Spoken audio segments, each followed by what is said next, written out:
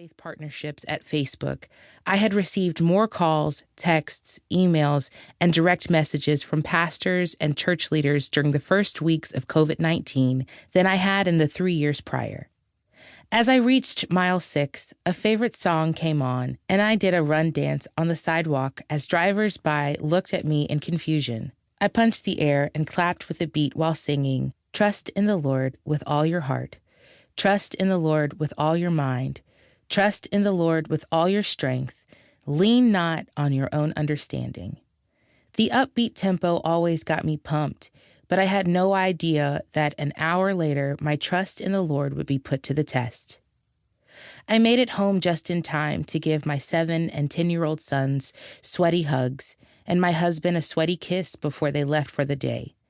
Then I started my post-run routine of showering, stretching, making a pot of tea, and having some quiet time with the Lord. I was looking forward to my Bible study time because the cancellation of many of my speaking engagements allowed me to study for the fun of it without the pressure of preparing to give a message. The Holy Spirit had led me to take an interest in the life of Jonathan, King Saul's son. A lot was written about his father, and even more was written about his best friend, David, but I had never looked closely at Jonathan. I started reading in 1 Samuel 14, which tells the story of how Jonathan waged an attack on the Philistine outpost with only his young armor-bearer by his side. As Jonathan made his way to Michmash to fight 24 Philistines by himself, his father, the king, rested comfortably under a pomegranate tree in Gibeah with 600 soldiers.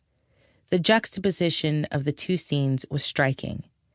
When Jonathan and his young armor-bearer reached the outpost, they saw the Philistines were positioned on a cliff.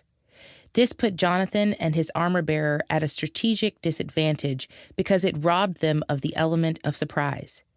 The climb to the Philistines' position would also use precious energy they needed for the battle.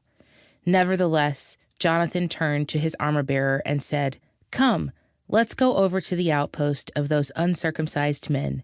Perhaps the Lord will act in our behalf. Nothing can hinder the Lord from saving, whether by many or by few." 1 Samuel 14:6. I repeated that last line to myself. Nothing can hinder the Lord from saving, whether by many or by few. Something about it resonated.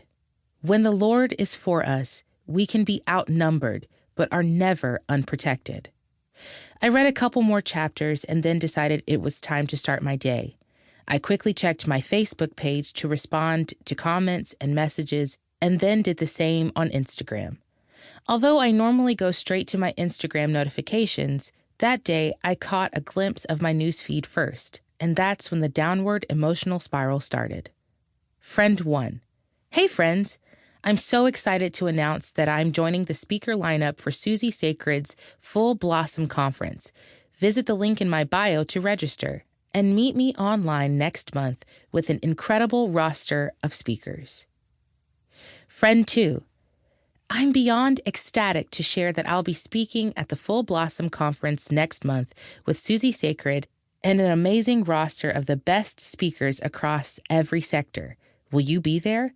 Comment below to let me know. Friend 3. Next month is going to be epic.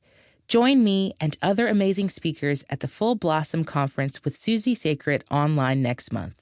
I have a message for you. Tag a friend and register at fullblossom.com. After scrolling for what felt like an eternity, I counted no fewer than 8 friends posting the exciting news that they were joining an amazing roster of speakers for a major women's conference that was going virtual because of the pandemic. Since I don't follow many people on social media, it seemed like the only thing in my newsfeed was an avalanche of exciting announcements about speaking at the Full Blossom Conference. Why wasn't I invited to speak?